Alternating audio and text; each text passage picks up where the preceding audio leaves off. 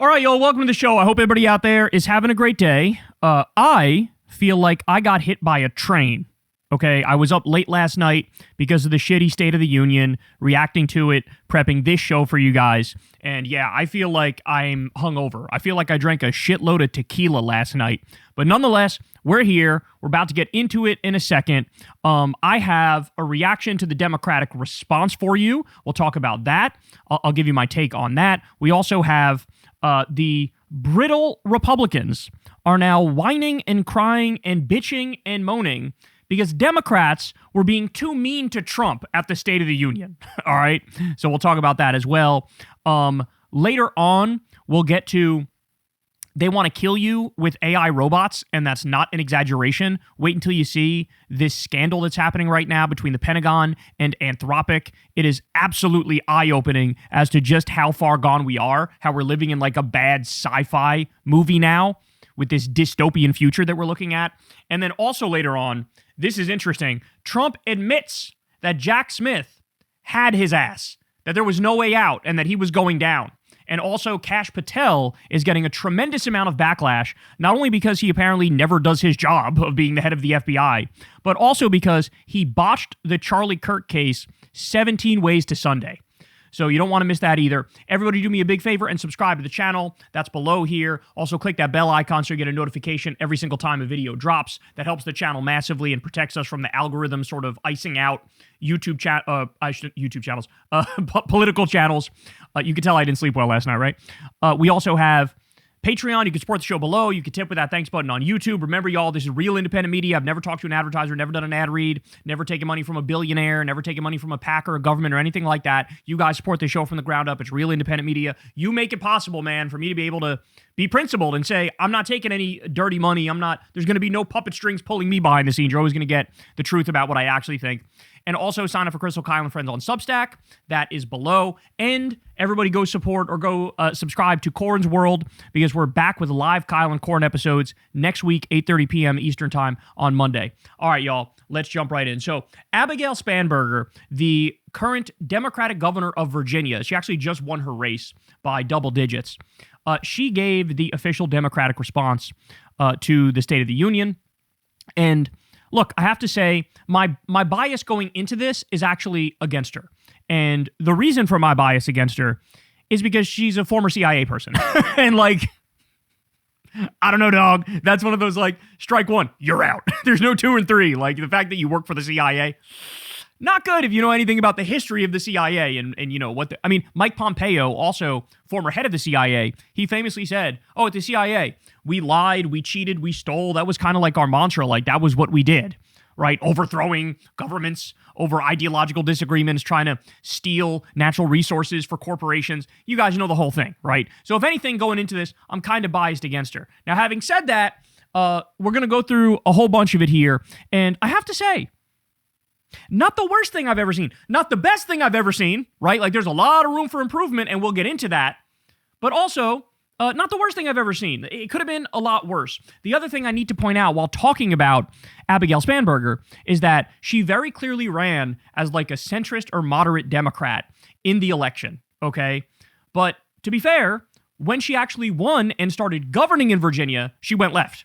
She genuinely went left. So for example, she's raising the minimum wage. That's awesome. She decided to stop the state of Virginia cooperating with the ICE Gestapo thugs, correctly recognizing these are ICE Gestapo thugs. That's fucking awesome. She's one of the Democrats who's going, oh yeah, we're going to redistrict this bitch like a motherfucker, and we're going to make sure we have 9 Democratic seats or 10 Democratic seats and just 1 Republican seat.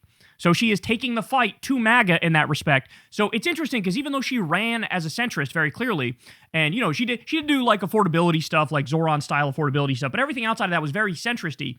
As soon as she got into power, she's governing further to the left. So that's actually a good sign for the Democratic Party that now we're looking at potential candidates maybe across the country. Even if they campaign as being more moderate, when they get in there, they're going to the left, recognizing just how horrific the Trump regime is and how we need to counterbalance that with the real fighters on the other side. So here we go. Let's jump into it. This is her State of the Union response. 50 years since America declared our independence from tyranny, I can think of no better place to speak to you as we reflect on the current state of our union. Tonight, as we watched our nation's lawmakers gather for a joint session of Congress, we did not hear the truth from our president. So let's speak plainly and honestly. And let me ask you, the American people watching at home, 3 questions. Is the president working to make life more affordable for you and your family? Is the president working to keep Americans safe both at home and abroad? Is the president working for you? It's a little corny, it's a little cheesy, but it's not the worst framing in the world, because I think everybody answers that very definitively and says, no, he's not working for me. He doesn't care about me. He cares about the Jeffrey Epstein Memorial Ballroom. He cares about the Arc de Trump. He cares about the Trump Kennedy Center. He cares about narcissism and self-aggrandizement and self-dealing, where they have all these corrupt deals and they're making literally billions off the White House. I think everybody knows that. So that's actually not bad framing, even though I think it might be a little outdated, a little old school, a little simplistic and corny. It's not the worst thing in the world. I campaigned for governor last year. I traveled to every corner of Virginia, and I heard the same pressing concern everywhere. Costs are too high in housing, healthcare, energy, and childcare. And I know these same conversations are being had all across this country. Because since this president took office last year, his reckless trade policies have forced American families to pay more than $1,700 each in tariff costs. Small businesses have suffered, farmers have suffered, some losing entire markets. Everyday Americans are paying the price. The leading with affordability thing, I honestly think a lot of this is coming from the wild success of Zohran Mamdani, and so they feel like, oh, that's what we'll lead with. And to an extent, it absolutely makes sense. And again, like I said, it's not the worst thing in the world, but another bias I have here is I really do, and Pisco said this too on Twitter, I really want to see more emotion.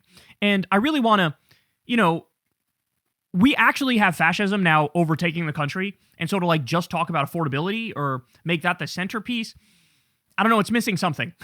We're looking at literal imperialist warmongers who are now stealing Venezuelan oil and putting it in private bank accounts and profiting off of it. And when you look at that, you look at, our troops are currently surrounding Iran in order to do another illegal and offensive war, another regime change war. It's I kind of feel like that needs to also be front and center. The corruption, the warmongering, the fascism. They're literally building 23 concentration camps, and we're talking about the price of bread. Okay? So, I don't know. Again, not the worst thing in the world. This isn't a criticism as much as it's hey, here's a suggestion. We have a new Nazi party taking over the country and building the Fourth Reich, and maybe that should also be in the framing. I'm just saying. And even though the Supreme Court struck these tariffs down 4 days ago, the damage to us, the American people, has already been done. Meanwhile, the president is planning for new tariffs, another massive tax hike on you and your family. And Republicans in Congress, they remain unwilling to assert their constitutional authority to stop him. They're making your life harder. They're making your life more expensive. They're even making it more difficult to see a doctor. Rural health clinics in Virginia and across the country are already closing their doors thanks to the so-called One Big Beautiful Bill, championed by the president and Republicans in Congress. And tonight, the president celebrated this law, the one threatening rural hospitals, stripping healthcare from millions of Americans and driving up costs in energy and housing, all while cutting food programs for hungry kids. That's bars. Okay, now she's spitting. It drives me crazy. Nobody talks about these rural hospitals that are shutting down. I'm not kidding when I say because of the big bullshit bill, we could have up to 742 rural hospitals go under. And the minimum number is 300 and something. Why are we not talking about that more? Why are we not talking about the 18 million people that are losing their Medicaid? So now she's cooking. Now I actually genuinely like this. But here in Virginia, I am working with our state legislature to lower costs and make the Commonwealth more affordable. And it's not just me. Democrats across the country are laser focused on affordability in our nation's capital and in state capitals and communities across America. In the most innovative and exceptional nation in the history of the world, Americans deserve to know that their leaders are focused on addressing the problems that keep them up at night. Problems that dictate where you live, whether you can afford to start a business or whether you have to skip a prescription in order to buy groceries.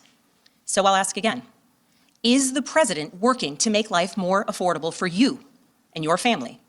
We all know the answer is no. I grew up in a house of service. My mother was a nurse and my father was a career law enforcement officer. I began my career by following in my father's footsteps. Okay, so this part, I'll admit, I never, ever, ever liked the personal stuff. Because usually they're doing this because they want the country to know their story and fall in love with their story because they're probably going to run for president at one point or another. Abigail Spanberger probably has aspirations to run for president. And so that's why I think they sprinkle in this stuff about, here's me and my... No, I'm not trying to be an asshole, but like genuinely, nobody cares. Nobody cares. And I think she's doing a decent job because if you look at... And tell me if you guys disagree with this, but my take on it is watching her talk... oftentimes when you get these State of the Union responses, it's like they're cursed because whether it's Democrats or Republicans doing the response, you usually have somebody who's way too in their head. They're taking it way too seriously. There's too much pressure and they like glitch out. Remember that? What's her name? Katie Britt gave the response when Biden was president. And it was like the most melodramatic, performative, over the top. And then President Biden, he's refusing to look out for the American people. Like, just the weirdest shit you've ever seen. The famous Marco Rubio example, where he's like, and then, can you believe President Obama, hold on, the famous water incident, where he did that thing that like a child does, where he like puts reality on pause and goes, I'm going to drink now, and they're not going to be able to see it. Like, it's literally like putting the pillow over your head at night and going, the monsters can't see me, the pillow's over my head. Like, he did that on the biggest stage of them all. Anyway, these things are cursed. They're embarrassing. But credit to Abigail Spanberger in this sense. She really is talking like a normal person. And that is so refreshing compared to the usual, like, I am now going to be the serious man to give the serious response to the State of the Union. And 7 years ago, when I say America's glorious and lovely, like they just do this stupid fucking like performance. And I respect that she's not really overly performing here. As a federal agent working money laundering and narcotics cases, I work side by side with local and state police to keep our community safe and to uphold and enforce the law.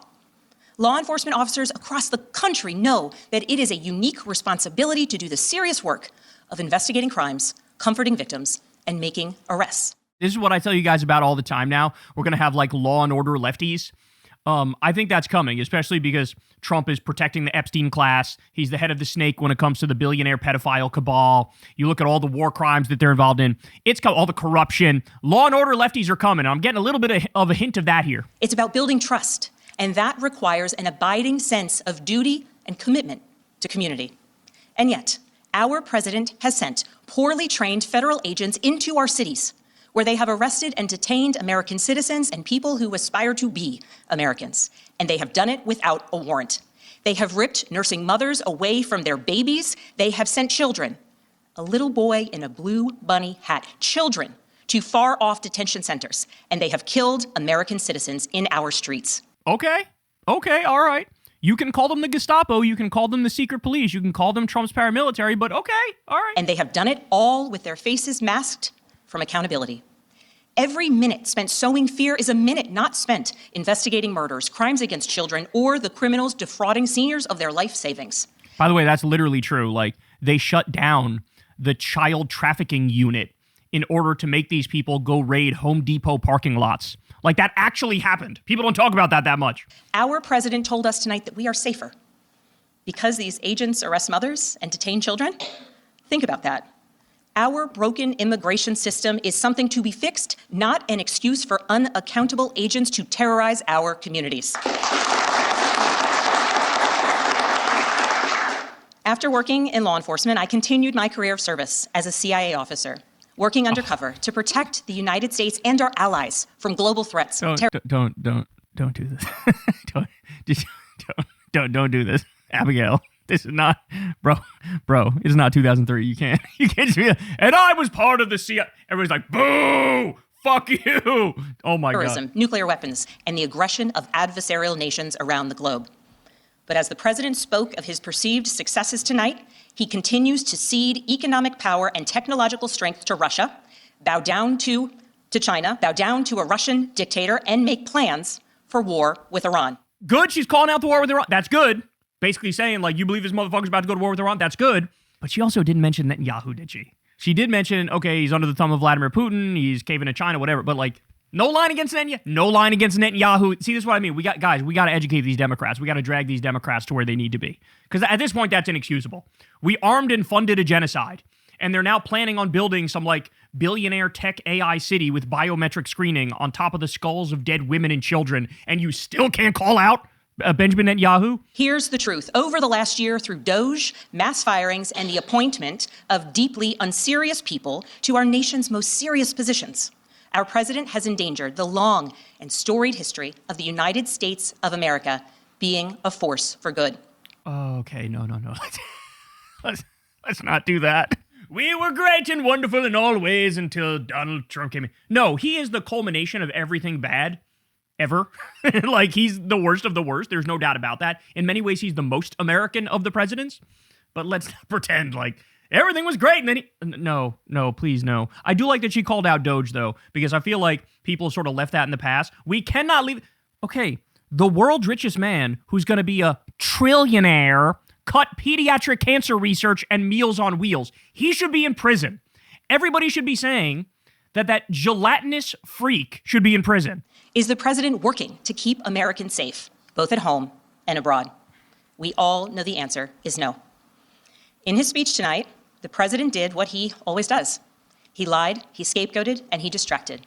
And he offered no real solutions to our nation's pressing challenges, so many of which he is actively making worse.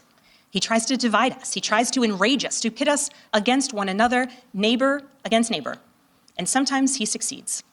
And so you have to ask, who benefits from his rhetoric, his policies, his actions, the short list of laws he's pushed through this Republican Congress? Billionaires. Somebody must be benefiting.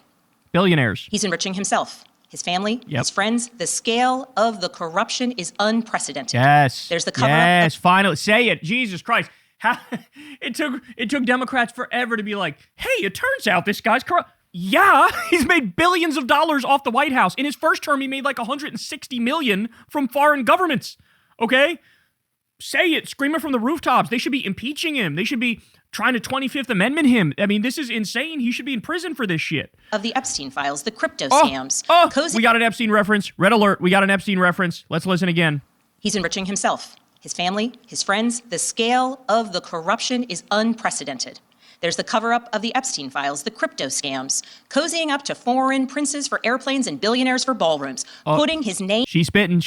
and face on buildings all over our nation's capital. This is not what our founders envisioned, not by a long shot. Spitting. Bro, I'm telling you, this is not bad. It's not horrible. This is not horrible. You guys know me. I'm a tough critic, bro. I'll freely admit that about myself. I'm a tough critic. You guys have seen me react in the past to some of these things. This is not the worst I've ever seen. She's definitely not hurting herself here. So I'll ask again, is the president working for you? We all know the answer is no. But here's the special thing about America. On our 250th anniversary, we know better than any nation what is possible when ordinary citizens, like those who once dreamed right here in this room, reject the unacceptable and demand more of their government. We see it in the determination of students organizing school walkouts all across the country, whose voices are becoming so powerful that the governor of Texas seeks to silence them.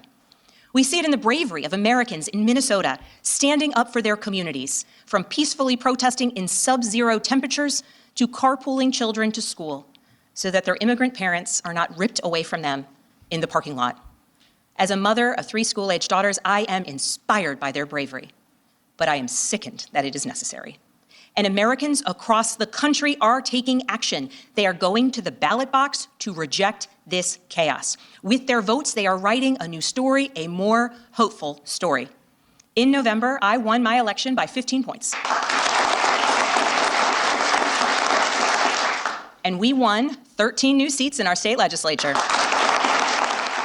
And like I said, the best thing about all of that is she correctly reacted to Trump and MAGA and Republicans going, we're going to gerrymander, we're going to steal more seats, we're going to rig the election, that's what we're going to do. Everybody likes that, right? That's what we're going to do. Hey, Republicans, do more gerrymandering. And she looked at that and she going, okay, bet. Now I'm gerrymandering here in Virginia. So, like I said, the best thing about Abigail Spanberger is that even though she ran as a centrist or a moderate, when she got in there, she went left. Like I said, raise the minimum wage, cut off cooperation with ICE, redistricting to make it so that there's more Democratic seats. And I really think she won by 15 points. She views this as a mandate, okay? And so what I would say, to the extent I'm giving any further advice to Abigail Spanberger or any of the Democrats here, what I would say is, if anything, ramp it up. Like I said, I need more emotion. I need more direct attacks. I need to go more vituperative, more over the top. So what you need to do, call out the enemies. Who are the enemies? I'll make this as simple as possible. The enemies are the billionaires. They are enemies. You should be saying we're going to tax them out of existence, okay? And we're going to take that money and give people health care and education. That's what you should be saying. You need to be going after the fascists. They're building 23 concentration camps. And like Abigail Spanberger said, they are not using warrants. They're not abiding by the Constitution and using the warrants that they need to use to go into people's houses. That's unacceptable. Those people need to be arrested, okay? Go after the billionaires, the fascists, and the warmongers. You need to call out this insanity where we're kidnapping and abducting sovereign heads of state, and we're doing these massive military buildups, and we're bombing Iran and Somalia and Yemen and Nigeria and all. Like, nobody asked for this. Nobody asked for this. So again, directly call out the billionaires, the fascists, and the warmongers. Any Democrat who's running for office, I hope you're listening. I'm giving you the roadmap. I'm giving you the roadmap to success. You need to be out there saying, we're going to tax the rich, and we're going to take that money, and we're going to give people a decent chance at a decent life. Because you know what? Right now, the income and wealth inequality is worse than the Gilded Age.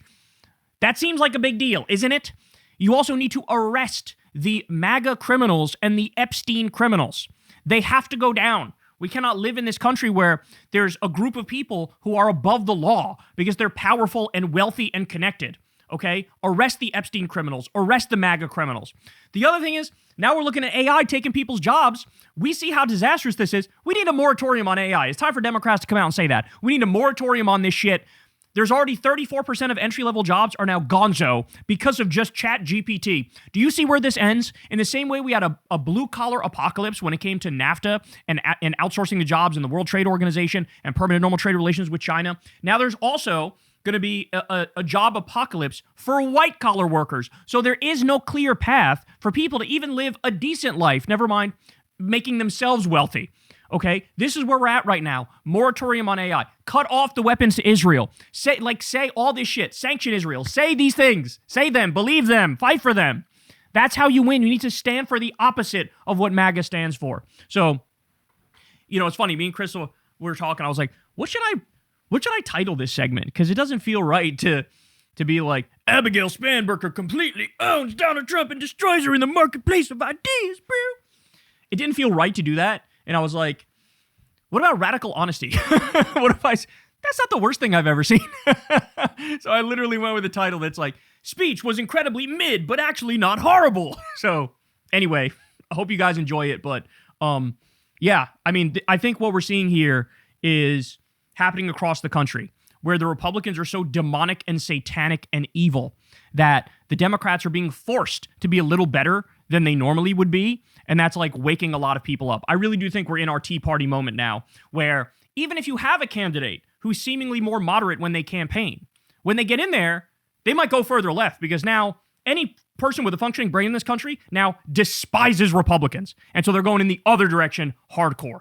Hey y'all, do me a favor and like and subscribe. It helps out big time in the algorithm. Click the bell as well for notifications when videos drop, and watch that video on screen right now. You know you want to.